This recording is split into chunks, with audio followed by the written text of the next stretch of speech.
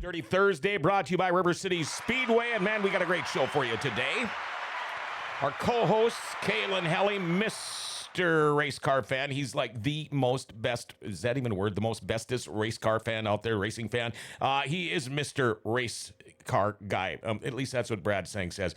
So we're going to give Kalen Helly a round of applause. And also, Chris Stepan from FYE Motorsports, one of the best announcers I've ever heard. One of the busiest guys I've ever known. Also is here promoting 3 days of the John Seitz Memorial this weekend, 17th annual. Want to give a shout out to Northwest Tire for bringing you the show today too. For tires or working your vehicle and more, go to Northwest Tire. They're right down there on Gateway Drive. North Dakota's largest tire dealer. They're family owned. They have been for over 40 years.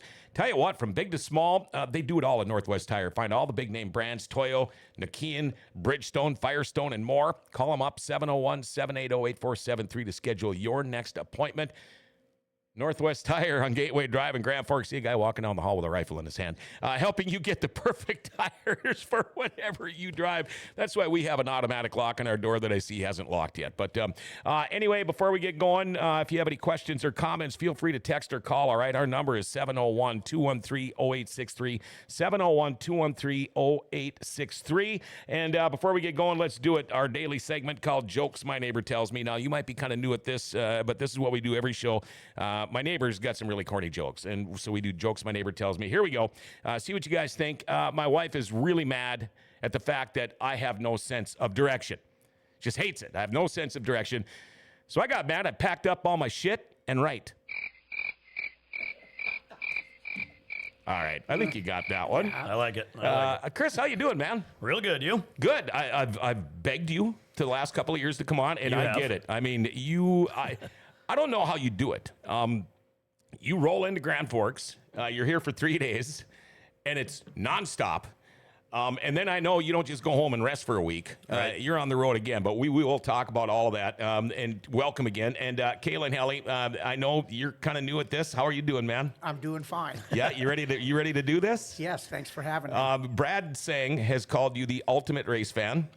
I knew I wasn't going to have a co-host today, so I thought, gosh, I've tried to get him on the show before just to get, because, we like to get the women behind the scenes and all aspects of racing, and that I've always tried to get you as the super fan in here, and you always couldn't do it, but you did it today, and I appreciate that. So this is going to be fun. I want to say hi to the Canadians that are in Little Canada already here at the racetrack today. In fact, they were calling me last night, wanting me to come out. I will see you shortly.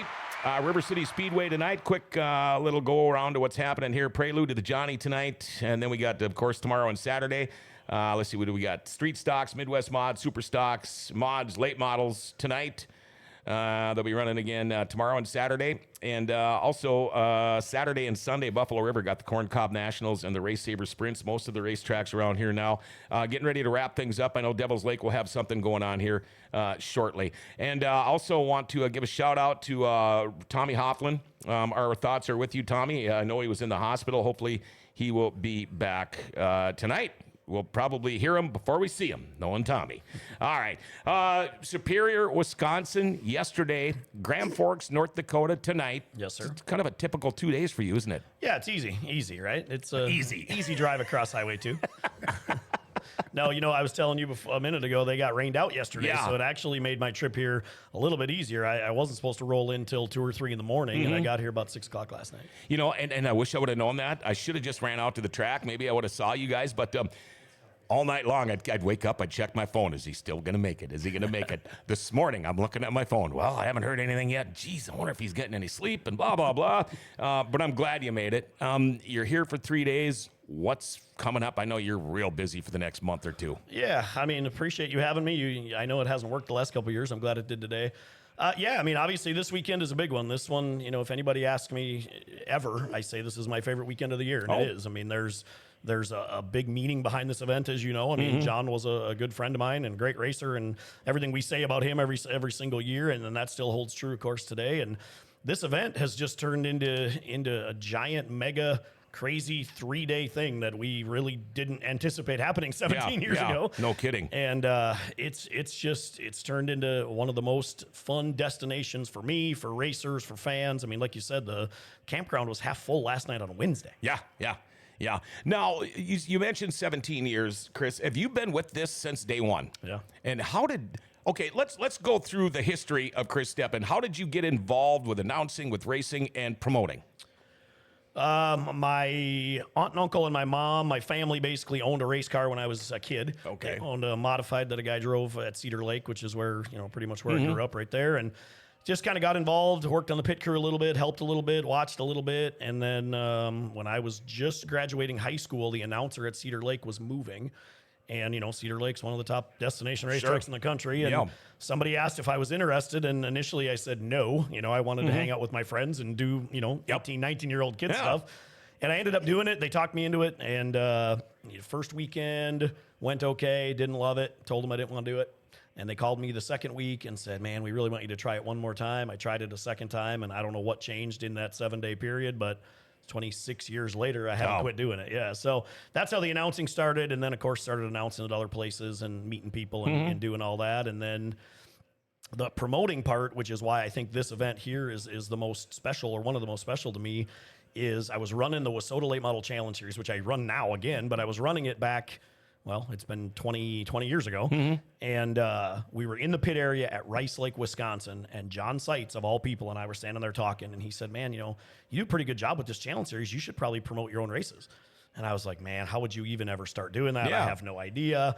And so we talked for about a half an hour. I called Phil Merton, who was the president of the Viking Speedway Board in Alexandria that day, right there from the pits, and said, what do you think about this? You guys end your season on Labor Day weekend every year. What if we run like an October race? I know it's October. I know it's Minnesota, but let's think about it. And he asked the board. The board was in, and that's where the Fall Classic was born, which turns 20 years. Wow. 20th anniversaries in a month of that event. So it kind of all circles around where John was a big pusher for me to do that, and now 20 years later, here we are. Now, have you done any other announcing, or are you just strictly racing? You sound like a radio guy, I've done very few basketball, football, hockey games. When I was in college, there was just a need one night or 2 nights here and there, but no, really never done anything else. Yeah, and that's weird how this started for me, because I'm a 40-year radio guy, and I did the hockey, football, basketball, all that stuff, sports director, but I had a mentor. His name was Don Jorstead, and Kaylin, you might remember Don Jorstead. He followed along the racing, snowmobile racing for years. He was your track announcer at Warren. Where else? Hallock, I think, used to have a track back in the day.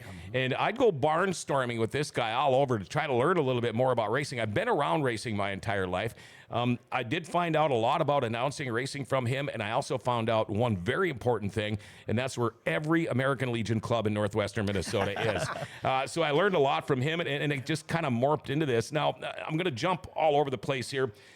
When we talk about announcing, and this is what blows me away about you, because you do a lot of the announcing at this thing, but you're also doing, the way you pace when you're down on that track, I'm trying to put myself in your shoes and think about what you're thinking, but there's no way I could. I do not have, I have the attention span of a fly sometimes, especially at the track, but I still remember this. I met you for a few years there, and all of a sudden, the one time you just went to me, all right, you're going to do the 92 lapper tonight. And I about pooped my pants. I about pooped my pants because not only was I nervous about calling 92 laps, you, for one thing, really have to pay attention. Your scoring can only show you so much, but you get 10 laps into that thing and you've got all those cars out there. You turn your head away for 1 minute and try to find the leaders again. It's not easy, but how you can remember, I mean, I have to write stuff down like 11. And I don't know if I blame that on the 80s or what, but how you can remember all of this stuff. And when you come up to do something like this, these aren't guys you see every week. Right. I mean, how do you keep that all in your memory banks up there? You know, that's one thing people ask me that all the time, and it's just something that I don't know why. It just sticks in my mind. And you know, you do it long enough, and like you said, I don't maybe see these guys every week, but I pay attention all summer to how they're doing, and you know, watch a lot of videos and attend a lot of races and whatever. And you know, there's a thing called a computer, which has helped the last few years. You know, for first 10 years, there was no such thing really. So now I've got spreadsheets and things that I kind of have as backups if I need it. And yeah, I don't know. It's just, it's one of those things that it just, that kind of stuff sticks in my brain and kind of always has. I don't know why. I know the first time I met you, I thought that dude looks like he's probably had 25 cans of Coca-Cola and 15 Snicker bars today because, do you get a lot of sleep or just the way you're wired? Yeah, I mean, it really depends. Like these next 6 weeks, no, but there is time, you know, like I said, last night, went out to dinner, went back home, got back to the hotel at 10 o'clock and just chilled. I did nothing. You know, didn't talk to anybody, went to bed, slept pretty good. And I know how these next 3 days are going to be. And actually I go to Bemidji on Sunday for that Wissota race that I have to work and then directly to Fergus Falls for the Wissota 100 next weekend too. So I know how the next 6, 7, 8 days are going to be. And I needed a chill day last night just by myself with nobody bugging me. And, you know, at the end of the year, okay, the Seitz for me, it's a drainer. It really is. And then we got one next week, you know, that's a nice night. You're done. I'm done. I'm ready for it to be done. I'm burned out, and I don't do half of what you do. I'm burned out. But that lasts a week. Because then it never fails. After that week off, we're going to end up on a Friday night. It's going to be 80 degrees out. And it's going to be, God, we should still be racing. How do you feel? I mean, granted, I don't even know how many races you call a year. I mean, nights and races are two different things, but do you get burned out? Yeah, you know, tonight actually is going to be race 114 of the year for me, which is, I used to do that all the time, and then I kind of backed off for a few years, and when I moved to New Mexico, there wasn't a lot of racing there, so... But yeah, we're over 113, I think was the other night. So we're approaching, a lot. But yes, the answer is yes. Usually mid-August when it's really, really hot and it gets just draining, there's a week in there where I just want to go away and do nothing and not talk to anybody, not see a race car, not see a racetrack, whatever. But then all of a sudden Labor Day weekend comes, and I know this weekend is coming, and I know how much fun it is on the track, off the track, seeing everybody that, you know, I only get to see once or twice a year. And then they're all specials from now. You know, the Wissota 100's next weekend, and then I've got a couple of my own events coming up end of September, early October. So it's really busy, but it's a really fun time of year too. Yeah, and you know, people go, 110 nights, you know. Okay, but how many races do you think you call per night? I mean, now look at this weekend. You know, 5 classes, that's a lot of racing. Yeah. That's a lot of names, but it's a lot of fun, too. I want to thank some of the people already tuning in here. Nick Curtis, good morning all. Robin Anderson, looking forward to working with Chris, my one time a year. And K-Bomb, you will kill it today on the show. Josh Barker, morning, guys. Man, who says that? Josh Barker, are you sure? Are you sure? They must not know me very good.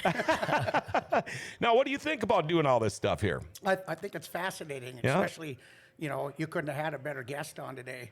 Because I pick his brain all the time. I went out to eat for supper with him last night, and I'm always asking him questions on just different procedures and stuff. And especially kind of lately, I've been helping out with the late models on the NLRA stuff. And I just, he's so knowledgeable, and I kind of ask his advice a little bit and just like to find, because he's so knowledgeable, information. You know?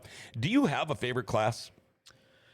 You know, for probably the first 20 years, I would say late models, and then it kind of morphed into mods a little bit. The modifieds put on such great racing, but right now I would say they're pretty equal. I would say modifieds and late model racing, depends where you go, of course, but the modifieds seem to be able to move around on racetracks that might be one laner a little bit for the late models a little bit better. But there's nothing better. I mean, I know you guys are sprint car people here too, but there's nothing better than watching a late model or a 410 sprint car buzz around this racetrack right here. Yeah, and I agree. I love the A-mods. I love all the racing. I mean, and I've said this a billion times. If I see 3 kids racing tricycles around a circle in their driveway, odds are I might stop and watch, you know, just because it's racing.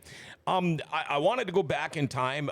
I remember I was surprised. I never really knew. I know you were in St. Cloud, and then you went to Las Cruces, New Mexico. Yep.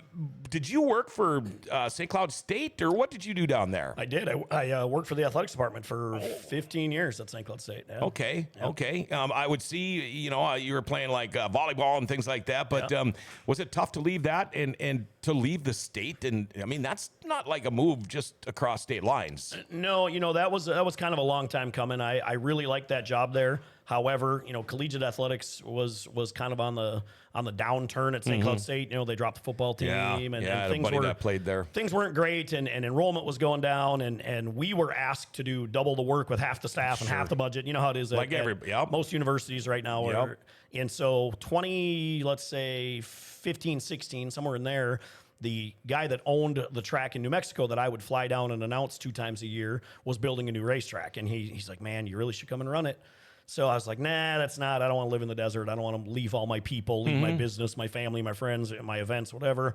So I flew down there in 2019 in October to work the race that I normally worked. He drove me out to where the new track was going to be and was like, man, this place is cool. Like it's state of the art, amazing. I mean, he's got a gem right there. So I thought about it some more. He gave me a pretty good offer that I really couldn't refuse. And the honest part was I was ready to get out of St. Cloud State. Like, maybe not get out of collegiate recreation and collegiate athletics, but I was ready to kind of do something a little bit different. And so I made the decision in February of 2020, moved to New Mexico in March of 2020, and 7 days later, COVID shut the country down. Like, I wasn't there a week. Right.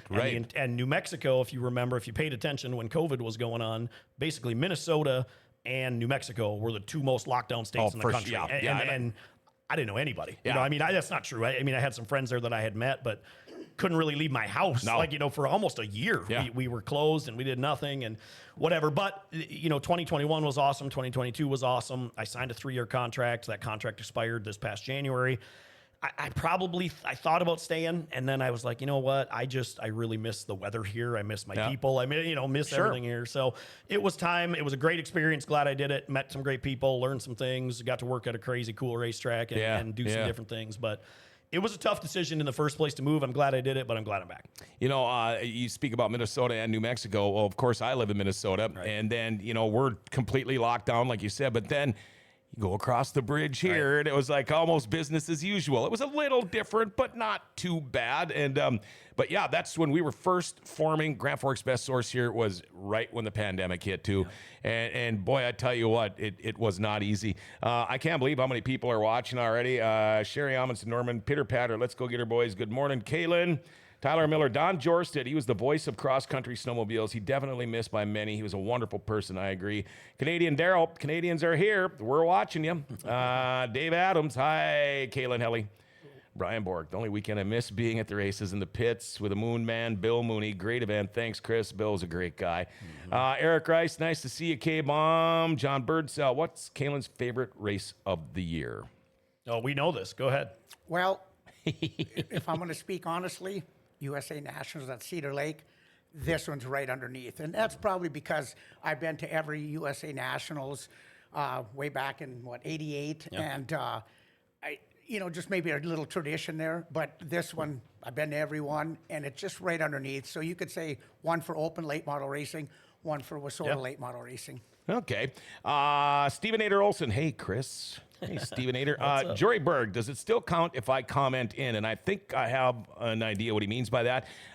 We've had a pretty good string here. I think this year, seven or 8 out of 10 guests won the next day. I see. Okay. The one day we even actually had Jory Berg, we actually had his daughter on talking about go-kart racing, and he won the next night. Wow. So we've got these people that are saying, I'm just going to storm the studio on Thursday. I can't believe they're not lined up at the door. And in fact, Brad Sang even said he was going to come every week until the Seitz was done. But do you have a favorite race of the year, putting you on the spot? Because people ask me that all the time too. And granted, I don't travel like you do, and I don't travel like Kaylin does here because you guys are all over the place. But do you have a favorite, you know, without Yeah. Hopefully, butthole hurting anybody. No, I mean, I'm a pretty honest guy. I tell you what I think, no matter if we're at a racetrack or not. But I'll say two things. One, this event right here, and I've said it for 17 years, is my favorite weekend of the year. I love the atmosphere. I love the people. I love this racetrack. The racing is always great. The after parties are great. Just the camaraderie, the atmosphere, everything is amazing here. And then I will say the Winter Nationals at East Bay, and everybody also knows East Bay is my favorite racetrack in the country. This one here is in my top 5 for sure, but East Bay for me, I started working there in 2000. So I've been going to Florida for, a long time, and it's just, there's something about that racetrack right outside of Tampa Bay. The bay seeps back up into the racetrack at night. It's just, it's a neat place, but for sure, Seitz weekend. I got to get down there. I've got aunts and uncles and cousins and all kinds of relatives down in Tampa, and why in the hell I stay up here the whole time, I have no idea. I'm going to take a little break here. We will be right back. Our co-host today, Kaylin Helly, along with our guest, Chris Stepan from FYE Motorsports, and of course promoting the 3-day John Seitz Memorial, the 17th, kicking off tonight. Life doesn't ever seem to slow down. Everything needs to be done like yesterday. Oil changes, same thing. You go get your oil change, half the time you're waiting there all day.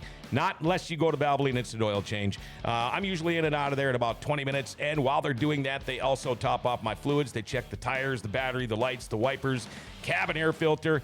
They do it all right? They get discounts for fleets. If you're in the military, they're going to give you a discount, and they can text and email invoices and coupons. And if you mention Grand Forks Best Source, they'll take $10 off your oil change. It's worth it right there. They're open Monday through Saturday. No appointment needed. Pickup and delivery available in Grand Forks, too. Valvoline Instant Oil Change for complete oil change and more. They also do tranny and coolant flushes, tire rotations, all that. 3325 South 38th Street. Call them up, 701-780-8462. Tell them Grand Forks Best Source sent you. We are back. Guest host, Kaylin Helly, along with Chris Stepan, our guest tonight. We talk about how you got your start promoting. Did I ask you, how did the John Seitz ever come about? How did you create this? Did somebody approach you to create this? Because this has turned out as a premier event, obviously. But how did this whole thing start? Because, I mean, listen, he was a hell of a guy, but just because he was a hell of a guy doesn't mean they're going to name something like that after you. But I just want to know how this started. Yeah, he passed away in February, and I really don't remember how the conversation started. This event, the weekend after Labor Day, was here before. It was the Harvest Cup Harvest Bowl here at River Cities, and that was just an event they had. It was $5,000 to win, kind of a nice post-Labor Day weekend event, and obviously we all kind of knew that we needed to do something to honor him. And I'm guessing Brad is probably the one that called me. I don't really exactly remember how it started, and we started talking about should we form an event? Should we rename that? And then we decided to rename, the Harvest Bowl, the Seitz Memorial. It started out, it was 50 laps. I think it was 5,000 to win the first year. I don't even know if it was 9,200 the first year. It might have been, but it was 50 laps, and it was 9,200, but it was 50 laps, and it was a little bit different.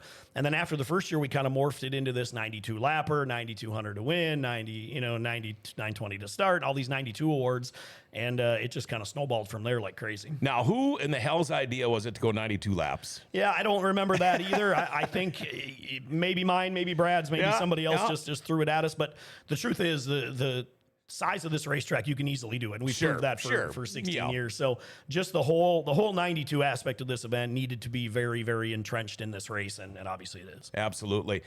We got a question for both of you from John Birdsell. Do either of your guests have a favorite John Seitz story? I'll start with you, Chris. One for radio, I don't know. We're not regulated by the FCC. Oh, perfect. No, you know what? There were several I can think about. There were many WISSOTA 100s at Cedar Lake, or openers at Cedar Lake, or fall classics at Viking, or early on things where the sun came up, or we stood or sat near fires or whatever, and drank a beer or 10, and the sun came up. I mean, he was the thing about John that I'll never forget is not only good racer, good guy, good family guy, the whole deal. He was probably the hardest working guy I knew. Yeah. He would literally drive from Bemidji to Aberdeen or to wherever, Cedar Lake or whatever. Races were done. If he had to work in the morning, he was driving back. He'd get there at 5 in the morning, go to work at 6. Yeah. He never slowed down ever. For those multi-day events, when he got a chance to let loose, he sure did. Right. How about you, Mr. Helly? Well, to keep it PG, I guess one of my favorite ones is we were in Aberdeen, and I can't remember if it was the Wasota 100 or if it was the Rumble. And we'd been out having a good time partying with everybody. It was just a great event, a lot of fun.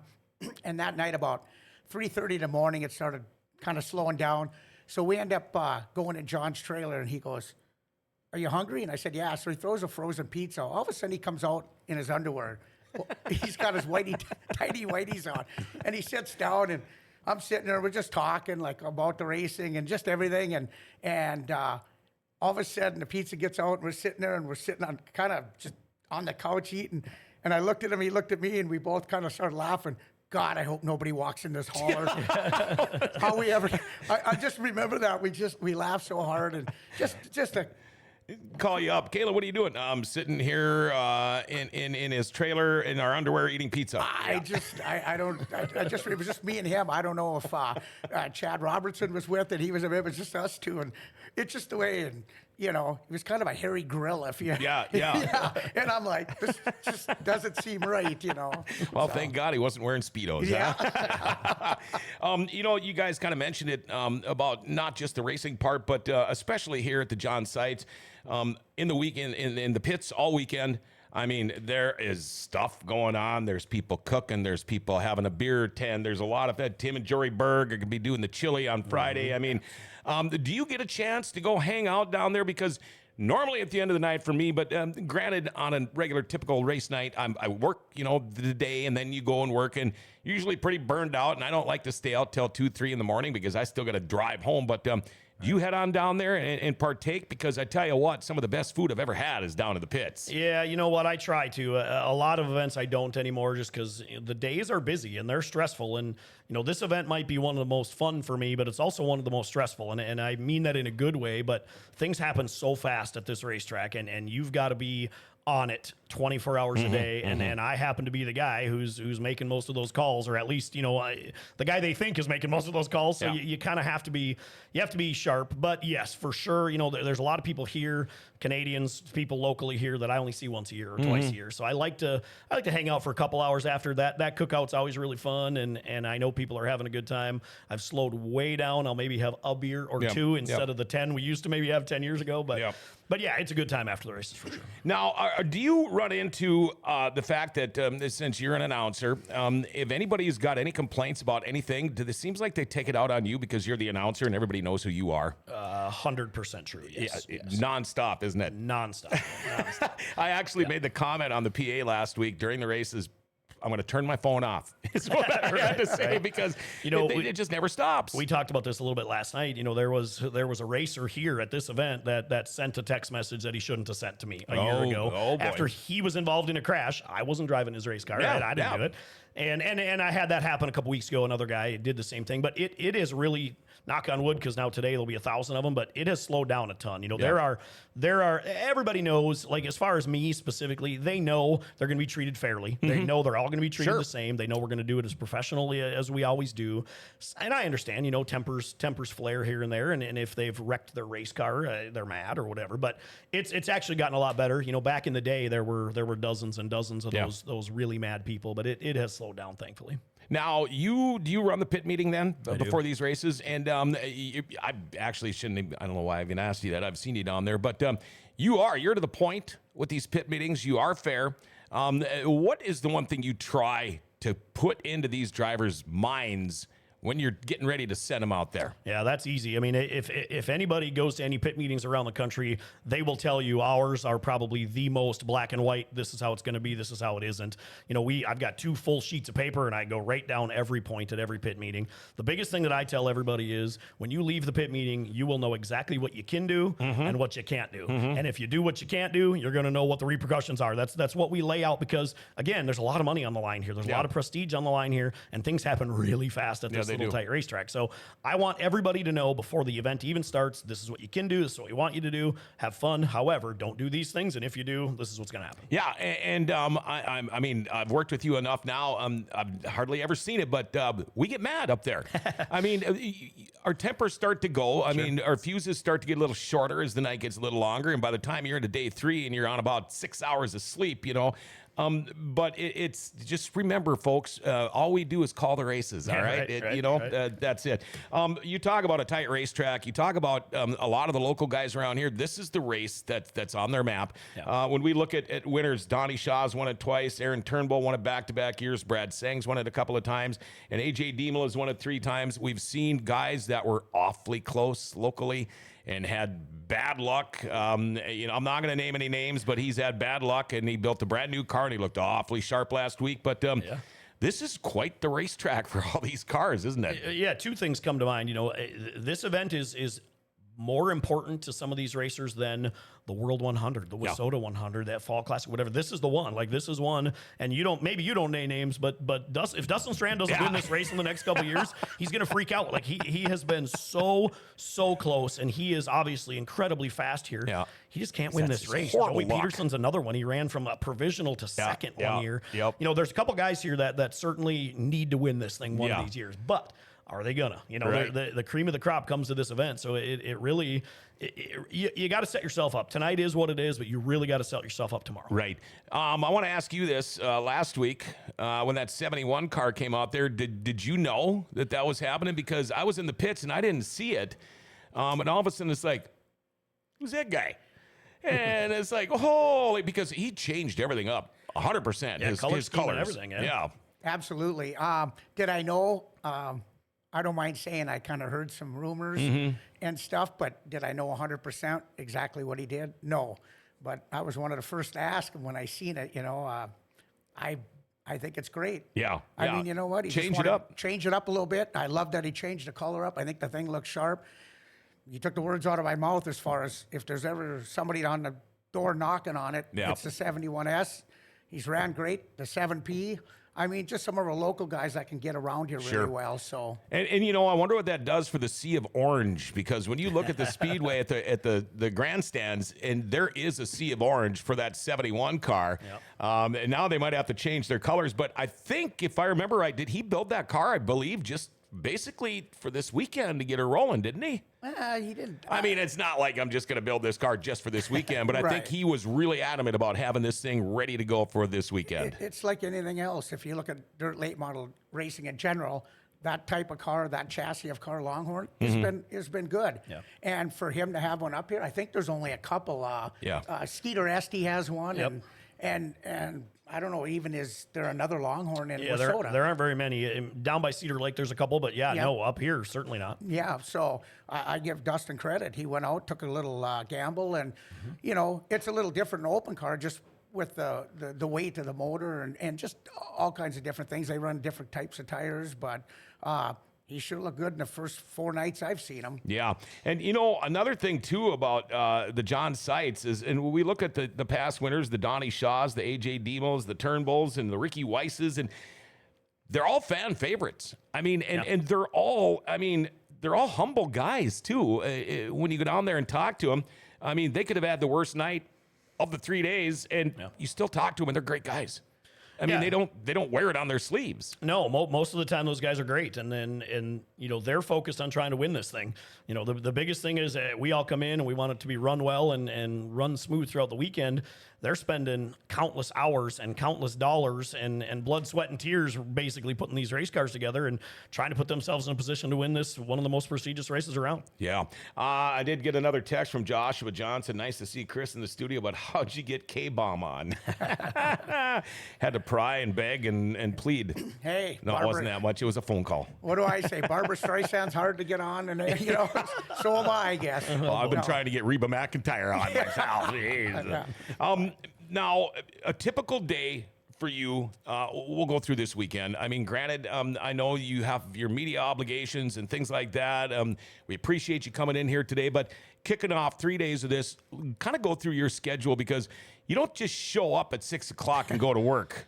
No, and part of the reason I came yesterday is because usually I've got other obligations on Wednesday, so I roll in here at 2 o'clock on Thursday, and it's, I bring the souvenir trailer where all the apparel is sold out of, so I got to drop that off, get it set up and ready to go. We open the pits at 4 o'clock. I'm down there to help with the draw and registration and those things, and then all of a sudden the pit meeting's at 6 o'clock, and then we're racing at 7, and then all of a sudden it's midnight. That's kind of how those days go, and so coming up yesterday was great. I feel better already. I'm a little more, I don't know if I'm more relaxed, but just to be here and not worry about having to drive up here on race day is good. As far as the day goes, we manage the live stream pay-per-view also for this event and every week here this year, but for this event, so I've got camera people and producers and those things rolling in today trying to get everything. So I manage basically all the social media marketing for that leading up to and on race day. So I've got all that. That's what I was working on this morning before I came out here. And so we get all that stuff done. We'll leave here, go grab some lunch, whatever. I want to be at the racetrack by, 1 or so today. Pits are opening at 2 today. So I want to make sure that Robin and her people are good to go at 2 o'clock and ready to go there. And then, the fun part for me, if I need help with the draw and registration, I sure will. But if not, from 2 to 5, it's kind of my chance to go just see who's here and say hey to the racers. Thanks for coming. Bullshit with some guys that maybe I haven't seen all year or whatever. And then pit meeting will happen at 6 or whatever time that is. We'll go racing at 6:30. And, when we're done, the goal tonight is to get to the drum for a beer. Maybe. I don't know if we'll get there. Usually Thursday night we try to get there. We've got 5 classes of cars today, which I'm sure we'll talk about. We added the super stocks this year. But, when that gets done, kind of assess how the day went. Maybe we got to have a meeting with some people just to kind of talk about the next day. Try to get a little bit of sleep and do it again. It's all glamorous, isn't it? It is. It's great. Yeah, it's just glamour and glitz and all that. You mentioned the super stock or the super stocks. When's the last time super stocks have been here? I mean, I remember when it was a regular nightly class here. In fact, I bought one because of that. Ended up selling it, but it's been a long time since we've seen them. And how many tracks even run them anymore? Do you know? I know they're more popular when you get down south. Yeah, south and east of here, there's lots of them. Locally, like Fergus or Bemidji? Fergus doesn't even run them. Bemidji. Yeah. Okay. The closest track is Bemidji. Yeah. The cool part about it, though, we've never run them at the sites. The supers have never been a part of this event. John started in a super, right? He was very, very successful in a super. A lot of these guys did. Yeah. And so, they've asked for probably 17 years. They've kind of asked about maybe being a part of it. Well, it's hard to drop a local River Cities division when your car counts were so good for years and years and years, and the fans come with the cars. And then, things changed a little bit with the sprint cars. I mean, I love a good 410 sprint car race here for sure.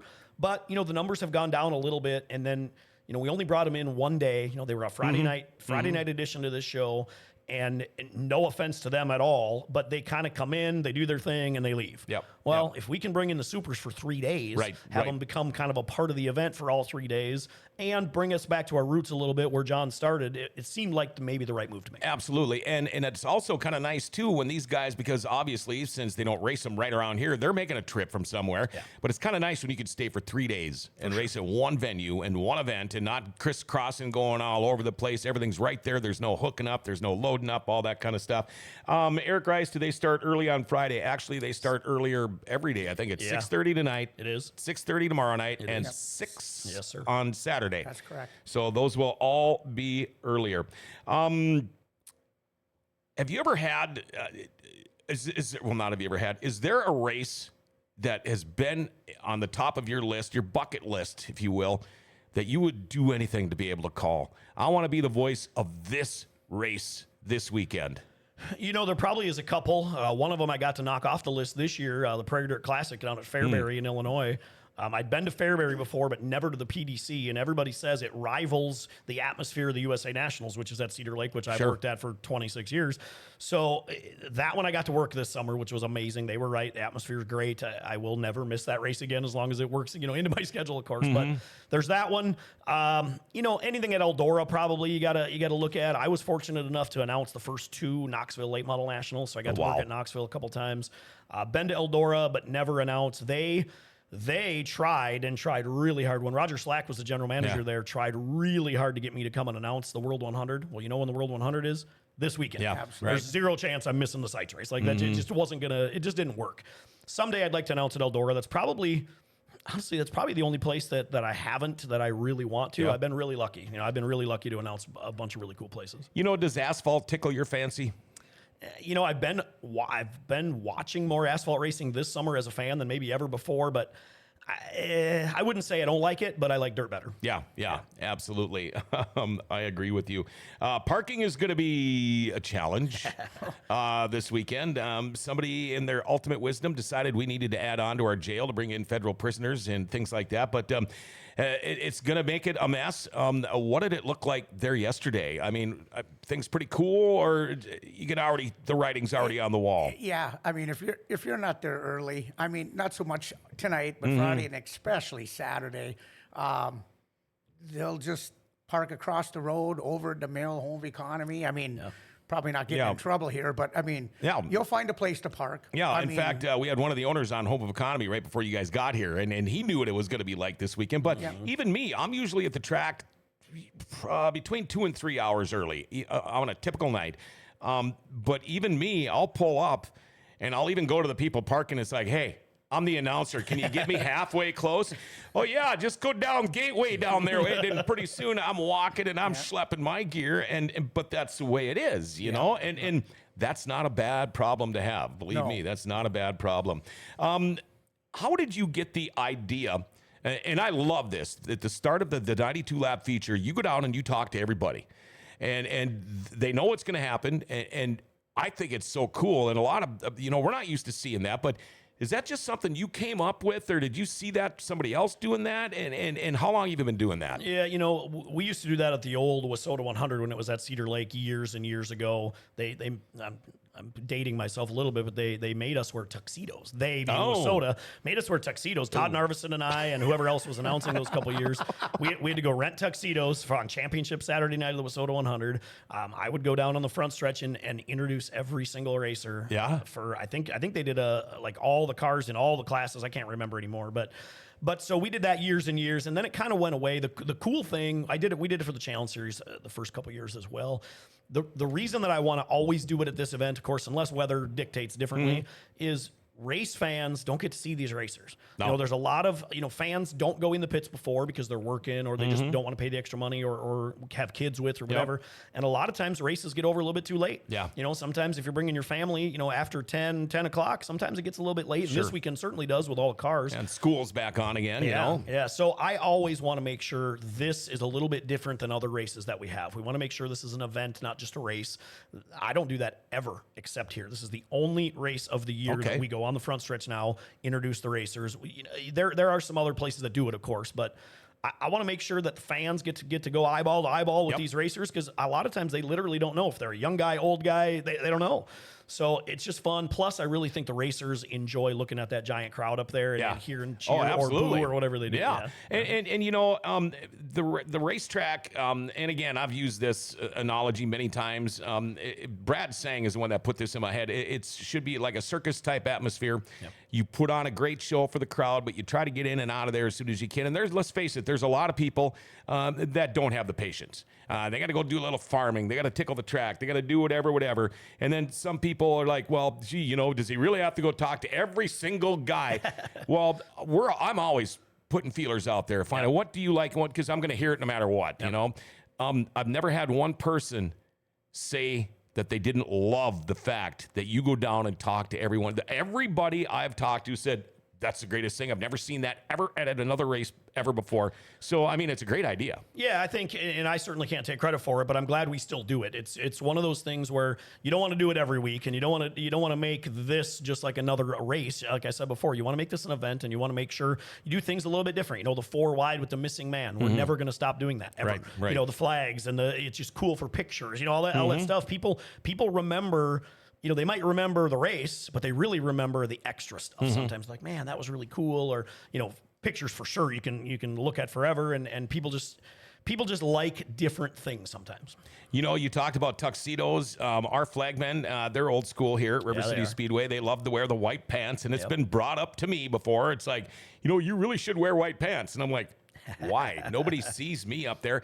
Chad Hoff should probably wear white pants. That makes more sense. But when you talk about, the tuxedos, the white pants and everything, I think you're kind of like I am. I would just as soon be in a T-shirt, something comfortable with a pair of cargo shorts on. Yeah. I don't think you're a croc guy, but... I'm not a croc guy, no. But you're right. That's exactly right. Especially upstairs in the tower. It's tight quarters sometimes. It's hot sometimes. You're really busy. You need to be comfortable. Last week, 90-plus degree weather. Our air conditioner went out in the press box. My wife and I had some family here from the Twin Cities happen to be in the suite next to us, and they were complaining that it was too cold in there. Oh my gosh, I wish that would have been a Seitz night, because if you would have had to jump in for a little while, I kind of went in there and got a little bit chillier. But I think this is going to be another great weekend. We've been waiting for this. It's got the goods and the bads. When you know the Seitz is here, it means we're wrapping up the season. Sure. But when you know the Seitz is here, it's going to be 3 incredible days, 3 incredibly hard days for some of us, but you especially. But how stoked are you guys, huh? Yeah, very. This, as I do with every event, but start looking at the weather about 10 or 12 days ahead of time, right? And kind of like, okay, because Mother Nature will dictate how much enjoyment we have, for sure. Yeah. Nobody wants to be there till 3 a.m. I looked again this morning, and it looks about perfect. It might be a does. little chilly at night, but I'll take jeans and a hoodie any day over what we had a week ago when it was 100. Yep. Weather looks really, really good. We were talking yesterday, the car count. There are some late model drivers coming that have never been to this event. Really? And there's always 1 or 2, but I think this year we're going to have 5 or 6 that maybe have never been, or 4 or 5. Just some guys that have always kind of looked at this event, but maybe it's a little too far to go sometimes. They're coming this year. So I think, adding the Big Al Delane Memorial to this weekend last year was really cool, because, we get to add really good modified racing. We've had mods in the past, of course, but you put that big money on the line, and all the work Rick Delane and his family do to get that purse up there, and all the contingency awards and things for the mods. We had 48, I think, last year. Almost to 50 mods last year. I would expect pretty close to that. I think we'll get to 50 or so in the late models as well. And then, Midwest mods and street stocks, their car counts have dipped the last couple years, but we should still have 30 to 35, I'm guessing, of both. And then super stocks, we were talking last time, there could be 12, there could be 32. We don't really know, because they're brand new. Yeah, and you talk about, we got to throw in Tucker Peterson's name in there. He's running for national points right now. He's looking good. That car, he's fast. And the thing is we've had like 2 of the top 3 points guys in the nation here almost every week now for the last couple of weeks. It's going to be awesome. I love the A-mods, man. I just love it when they're here. I do too. Bringing them in, and also bringing that Al Delane Memorial, Big Al, and it's just Rick and his crew, all the extra work they do to bring this in and to bump up the pay. 48 modifieds is unbelievable, and they race good at this track. Yeah, they do. Yeah, they do. When Doogie gets a track, where there's top, bottom, they throw the crumbs in the middle, they pack it down, they race all over it. Yeah, and it's great to hear, especially down at Victory Lane afterwards, how these guys enjoy coming to this track so much, because they don't get the chance to do it. We've been getting to see them a little bit more and more every year now with less sprint cars here. But let's see here. Eric Rice moved to jail. Problem solved. Get K-Bomb the Oscar. Dave Rosenthal, get K-Bomb the Oscar. Out of all the races we have at our track, this is probably the biggest one everyone looks forward to every year. Love being a part of a great weekend. Nick Curtis. Chris is the head shinny. Uh-oh. Does that make sense? That's probably a compliment, Chris. I don't know what that means, but okay. Actually, it says Christ is the head shinny. Well, there we go. Turn down the beauty light. There we go. I know we've all got things to do. You getting ready to head out to the track? Are you going to go grab a bite to eat, or what's your plan? Yeah, grab some food here, and then once I get to the track, I won't leave, of course. Yep.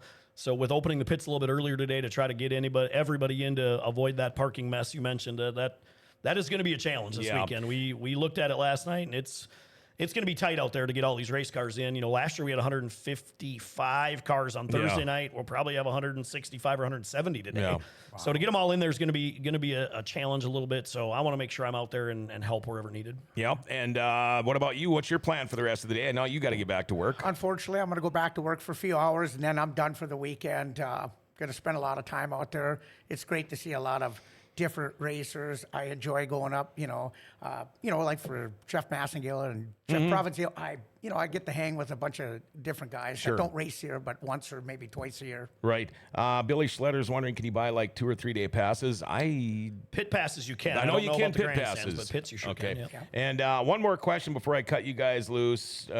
Dave says you never work. Why don't they run full show points for streets and Midwest mods? I don't know. I'm just an announcer. Time, isn't it? Yeah, I'd assume what he means is why don't we run 3 shows like we do with the mods? Just, maybe in the future with the car count the way it is, but remember there were 50 plus Midwest mods for 3 or 4 years in a row. 54 one year. It doesn't work time-wise. It doesn't work parking-wise, whatever. So we have to remember this is a late model event. Yeah. This is the meaning of this event is a late model event. We love the mods. We love the other classes. This will always be a late model event and has to be catered to the late models. Yes, it does. They call them a support class for a reason, and I do not mean that in a bad way. Yeah. Not at all. You think you'll be comfortable doing this again one day with me? Absolutely. I couldn't have picked somebody better. I mean, because I just like last night when we were out eating, I'm asking him. Well, he's trying to look at his phone, and and I'm asking him questions. I told him I'm going to pick your head. Well, it's fascinating. Just watching him all these years. I've been to 1 million of his pit meetings and stuff, and a lot of his specials, and it's just he runs a well-run ship. You know, I mean, the thing just goes right down. I mean, we all have kind of the same minds, but we're all a little different, and it's kind of fun to pick those minds once in a while. Well, yeah. I mean, at the end of the night, it's still kind of the same deal. I was asking him. Yeah, I was asking him last night about the passing points. How many different passing point formats are there? Which one he uses, and would they be able to change some of them if the drivers wanted to? And he's comfortable with what he uses, and other tracks or what other sanctioning bodies use them. But for me, passing points on a special, 100%. Yeah, for sure.